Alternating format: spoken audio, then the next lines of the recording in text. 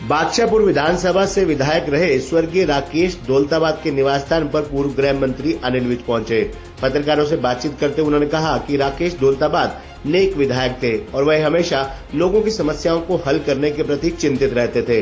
उन्होंने कहा कि वे मेरे पास नियमित तौर पर आते थे और मेरे घर पर भी वह कई बार आए और मेरे कार्यालय में भी चंडीगढ़ में आते थे। अनिल विज ने बताया कि वे बहुत ही हंसमुख इंसान थे और मैंने उनके चेहरे पर कभी भी किसी प्रकार की टेंशन नहीं देखी।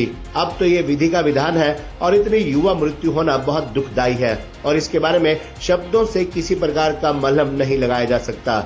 ये सहना ही पड़ता है क्योंकि ऊपर वाले का निर्णय है। वहीं इस मौके पर उनके साथ भाजपा नेता सूरजपाल अल्मू, जवाहर यादव, जीएल शर्मा सहित अन्य नेतागण में गणमान्य व्यक्ति उपस्थित थे।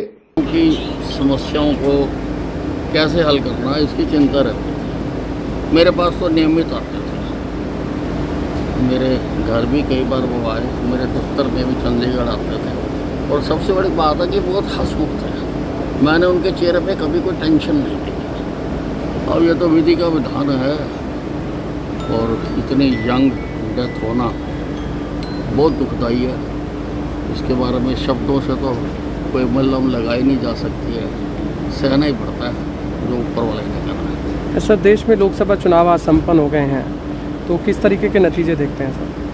देखिए, ऐसा है, चुनाव हमेशा दो आदमियों के बीच में होता है, लेकिन इस बार हमारी पार्टी से तो नरेंद्र मोदी जी बतौर प्रधानमंत्री खड़े थे, मुकाबले में कोई नहीं था। मुकाबले में जितनी पार्टियां थी, ना तो उनका कोई कॉमन मिनिमम प्रोग्राम था, ना उन्होंने किसी को अपना नेता चुना।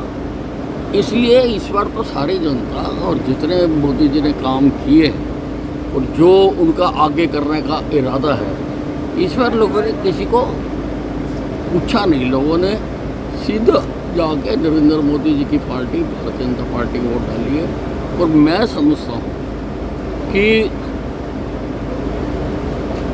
जो 405 का आंकड़ा है, जो उन्होंने बात कही थी, सोच समझ के कही थी और वो पूरा करने जा रहे हैं। तीसरी बार भी नरेंद्र मोदी जी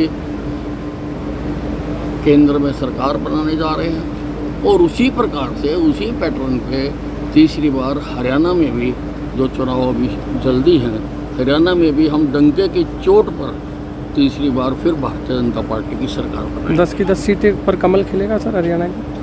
10 की 10 सीटों पर कमल खिलेगा? 10 की 10 पे खिलेगा, 11वीं में भी खिलेगा।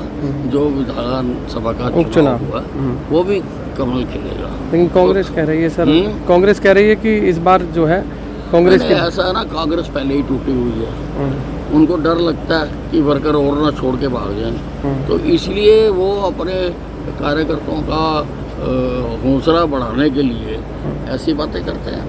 धन्यवाद।